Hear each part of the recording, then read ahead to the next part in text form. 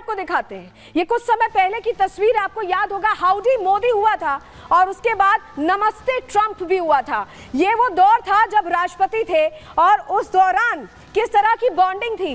Bonding आप देख रहे हैं कैसी बॉन्डिंग थी। ये बॉन्डिंग उस वक्त की है जब ये दोनों देश के राष्ट्राध्यक्ष मिले थे और अब फिर से इन पावर है ट्रंप। और ट्रंप अपने संबोधन में कई बार ये कह चुके हैं कि उनके फ्रेंड मोदी, यानी वो कई बार ये जिक्र कर चुके हैं कि मोदी के साथ उनका एक अच्छा रिलेशन है, अच्छी बॉन्डिंग है। लेकिन आपको बताएं, चलिए आपको बताते हैं कि 7 जो स्विंग स्टेट्स हैं वो भी काफ़ी डिसाइडिंग रहती हैं अगर व्हाइट हाउस की चाबी की बात करें। और यहाँ पर विस्कॉन्सिन में 10, मिशिगन में अगर हम आपको बताएं तो 15, पेंसिल्वेनिया में 19, नवादा में 6, एरिज़ोना में 11, जॉर्जिया में 16 और नॉर्थ कैरोलिना में 16 हैं। और इन सभी जगहों पर यहाँ ट्रंप का जादू इस बार चलता दिखाई दिया है और ऐसा होना बहुत मुश्किल माना जाता था, लेकिन ये मुश्किल नहीं दिखा ट्रंप के लिए। क्यों हम ऐसा कह रहे हैं, जरा इसको और डिटेल में समझने के लिए हम चलते हैं। हमारे साथ दीपक वोरा सर लगातार जुड़े हुए हैं। दीपक वोरा सर,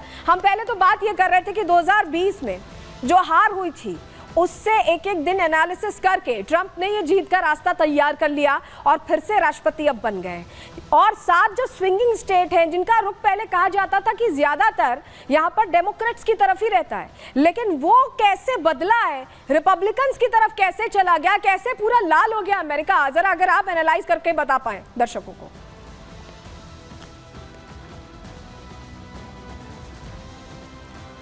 दीपक वोरा सर, आपकी ऑडियो नहीं आ रही है, एक बार चेक करेंगे, ऑडियो चेक करेंगे। मेरी आवाज आ रही है आप तक? बिल्कुल बिल्कुल सर, अपनी बात। Can you hear me? जी। अच्छा, ये जो झूला स्टेट्स है ना, स्विंग स्टेट्स जिनको आप कहती हैं, तो यहाँ पर जो मार्जिन होता है वो बहुत छोटा होता है, 2000, 3000, 5000, उससे ज्यादा नहीं होता। और फिर अमेरिकन सिस्टम के अंदर जिसके पास 50.01% वोट आ जाती है उस किसी भी राज्य की, तो सारी वोटें उसके पास चली जाती है इलेक्टोरल कॉलेज।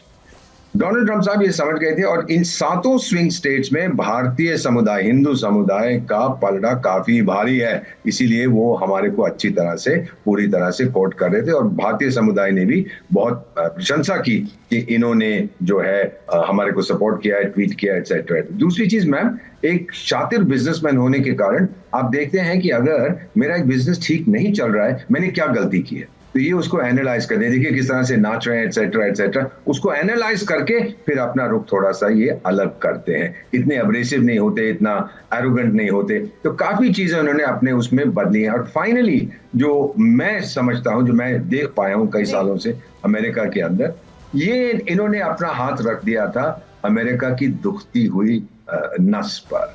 उन्होंने कहा कि ये जो मेंटल इलनेस हो रही है, जो गरीबी हो रही है, लोग सड़कों पे सोते हैं, ये हो रहा है, वो हो रहा है, अमेरिका वो नहीं है। मैं सच बताता हूं, पहली बार मैं mid-80s में अमेरिका गया था। अमेरिका तो वो देश था हम सबके लिए ड्रीम था कि अमेरिका, अरे अमेरिका जा रहा हूं। लेकिन अब जो मैं देखता रहता, इस साल भी मैंने देखा, आप जो कह रहे हैं सर कि एक ड्रीम हुआ करता था और वो इमेज शायद अमेरिका की धूमिल हो गई थी और उस इमेज को दोबारा रीगेन करने के लिए ही बार बार ट्रंप ये कहते रहे कि we will make America great again, तो उसी का ये असर देखने को मिला। बहुत बहुत शुक्रिया दीपक वोरा सर जुड़ने के लिए, रिपब्लिक भारत पर प्रहार में अपनी तमाम बातें रखने के लिए और दर्शकों को समझाने के लिए। लेकिन चलिए अब जरा आपको बता देते कि भारत को लेकर क्या रुख रहने वाला है। 2 पहलू हो सकते हैं, या तो सहयोग हो सकता है या तो चुनौतियां हो सकती हैं। सहयोग के लिहाज से भारत के लिए क्या कुछ अच्छा रहने वाला है, देखिए बॉन्डिंग बहुत अच्छी है। ट्रंप और पीएम मोदी के बीच दोस्ताना संबंध रहे, हमने आपको दिखाया कैसे हाउडी मोदी या नमस्ते ट्रंप में किस तरह का एक अंदाज देखने को मिला था और कई मौकों पर मोदी की तारीफ करते हुए डोनाल्ड ट्रंप को देखा गया है। वही आपको बताया कि दूसरा इंपॉर्टेंट पॉइंट भारत के लिए चीन रहता है, तो ऐसे में चीन की जो चुनौती उससे पार पाने में भारत की मदद हो सकती है, क्योंकि चीन की चुनौती के समक्ष भारत से जो अपेक्षा है वो दिखाई देती है, एक तरह से जुड़ाव दिखाई देता है। चीन को लेकर जो एंगल है अमेरिका का वो सेम है जैसा कि भारत का है। अवैध घुसपैठ का जो एक मुद्दा है उसको लेकर आपको बताएं कि यहाँ पर कॉमन सिविल कोड के मुद्दे पर समर्थन में नजर आएंगे ट्रंप, ये पूरी तरह से साथ देते नजर आएंगे, क्योंकि वो भी ऐसा ही सोच समझते हैं और उसको लेकर वो मुद्दा उठाते रहे चुनावों के दौरान। आर्म्स डील को लेकर अगर कहें तो अत्याधुनिक हथियारों की सप्लाई हो सकती है, कुछ और डील्स हो सकती हैं। रुकावट आने पर ट्रंप को मनाना भी आसान होगा क्योंकि बॉन्डिंग अच्छी है। आतंकवाद के मुद्दे को लेकर भी बताइए अमेरिका किस तरह से अब समर्थन करेगा, ये हम समझा रहे हैं आपको, क्योंकि ट्रंप आतंकवाद के खिलाफ मुखर रहे हैं और लगातार बोलते रहे हैं। तो ये वो तमाम मुद्दे हैं जिसको लेकर सहयोग मिल सकता है, क्योंकि प्राक प्रायोजित आतंकवाद के मामले पर भी अमेरिका जब भारत का साथ देगा तो दबाव और बनेगा। इसके अलावा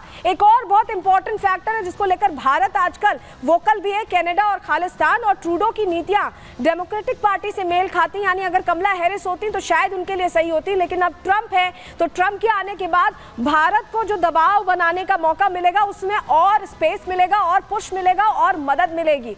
वहीं एक चीज और है, अब चुनौतियों की बात कर लेते हैं। ये तो सहयोग के मुद्दे थे, लेकिन चुनौतियां कहां कहां हो सकती है। ट्रंप थोड़े मूडी माने जाते हैं, ताबड़तोड़ फैसले लेते हैं, ऐसे में थोड़ा भरोसा करना मुश्किल है। भारत को रीचेक करना होगा, क्रॉस चेक करना होगा और कई बार ऐसे में असहज स्थिति पैदा हो जाती है। इसके अलावा H-1B वीजा ये भारत के लिए बहुत बड़ी चुनौती बना हुआ है, क्योंकि अप्रवासियों को लेकर ट्रंप की नीतियां सख्त हैं। वो लगातार इसको मुद्दा बनाए हुए हैं और ट्रंप के दौर में ही H-1B वीजा लेने में दिक्कत पेश आई थी, तो ये थोड़ी समस्या हो सकती है। इसके अलावा अप्रवासियों की सुरक्षा का भी एक मुद्दा है। व्हाइट सुप्रीमेसी वाली विचारधारा को बढ़ावा देने का आरोप ट्रंप पर लगता रहा है। ऐसे में अमेरिका में रहने वाले भारतीयों की सुरक्षा को लेकर थोड़ी चिंता हो सकती है।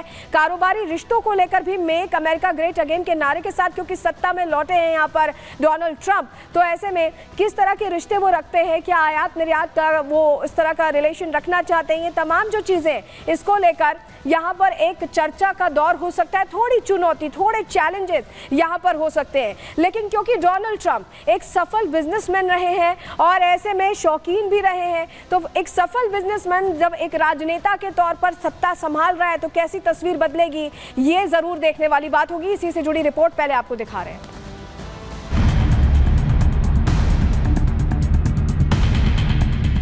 अमेरिका में एक बार फिर ट्रंप कार्ड चला है, जिसकी वजह से रिपब्लिकन पार्टी से राष्ट्रपति पद के उम्मीदवार डोनाल्ड ट्रंप ने धमाकेदार जीत दर्ज की है। अमेरिका की सबसे अमीर नेताओं में शुमार ट्रंप वैसे तो व्हाइट हाउस की गद्दी पर बैठेंगे ही, लेकिन ट्रंप खुद भी अरबों डॉलर की संपत्ति के मालिक हैं। राजनीति के साथ साथ ट्रंप एक बड़े बिजनेसमैन भी हैं, जो मीडिया, टेक्नोलॉजी से लेकर रियल एस्टेट तक अपनी पकड़ रखते हैं। नेटवर्थ की बात करें तो डोनाल्ड ट्रंप की नेटवर्थ 6.6 अरब डॉलर से 7.7 अरब डॉलर के बीच बताई जाती है। एक और जहां फोर्ब्स बिलियनियर्स इंडेक्स के मुताबिक अमेरिका के नए राष्ट्रपति ट्रंप के पास 55,590 करोड़ से ज्यादा की संपत्ति है, तो वहीं ब्लूमबर्ग की रिपोर्ट के मुताबिक नवंबर 2024 में ट्रंप की नेटवर्थ 64,855 करोड़ रुपए है। रिपोर्ट्स के मुताबिक ट्रंप की नेटवर्थ में सबसे बड़ा हिस्सा मीडिया एंड टेक्नोलॉजी ग्रुप का है, जबकि दूसरा बड़ा हिस्सा उनके गोल्फ क्लब, रिजॉर्ट्स और बंगलों का है। इतना ही नहीं, ट्रंप के पास भी एक से बढ़कर एक लग्जरी प्रॉपर्टीज हैं। फ्लोरिडा में पाम बीच के किनारे खूबसूरत मेंशन की हो या फिर सेंट मार्टिन की लग्जरी प्रॉपर्टी की। एक सफल बिजनेसमैन के साथ साथ ट्रंप गोल्फ के शौकीन माने जाते हैं। उनके पास 19 गोल्फ कोर्स भी हैं। दरअसल ट्रंप को ये कारोबार विरासत में मिला है। ट्रंप के पिता न्यूयॉर्क के सबसे सफल कारोबारियों में से एक थे। बाद में जब ट्रंप ने कारोबार संभाला तो तेजी से बढ़ाया। दुनिया के तमाम शहरों में अपनी कंपनी के तहत में कई लग्जरियस इमारतें भी बनवाई। Bureau report, Republic Bharat.